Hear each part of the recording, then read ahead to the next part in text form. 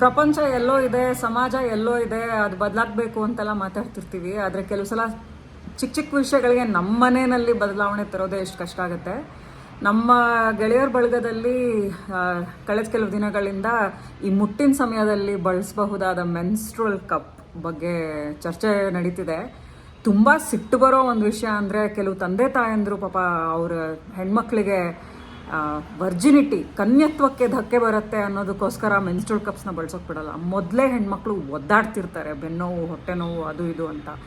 ಅಂಥದ್ರಲ್ಲಿ menstrual cup ಬಳಸೋದ್ರ ಬಗ್ಗೆನೂ ಈ ಥರ ಎಲ್ಲ ಶಿಲಾಯುಗದ ಯೋಚನೆ ಇದೆ ಅಂತ ಅಂದರೆ ತೀರಾ ಬೇಸರ ಆಗತ್ತೆ. ಇದ್ರ ಬಗ್ಗೆ ಒಂದು ವಿಡಿಯೋ ಮಾಡ್ತಿದ್ದೀನಿ ಕನ್ನಡದಲ್ಲಿ. ಮೆನ್ಸ್ಟ್ರುವಲ್ ಕಪ್ಸ್ ಬಳಕೆ ಹೇಗೆ, ಯಾಕೆ, ಮತ್ತು ಅದಕ್ಕೂ ಕನ್ಯತ್ವಕ್ಕೂ ಹೇಗೆ ಯಾವ ಸಂಬಂಧನೂ ಇಲ್ಲ ಅಂತ. ಅದು ನಾಳೆ ನಾಡಿದ್ರಲ್ಲಿ ಲೈವ್ ಆಗುತ್ತೆ. ಆದರೆ ಈ ಚರ್ಚೆ ಹೀಗೆ ಮುಂದುವರ್ಸೋಣ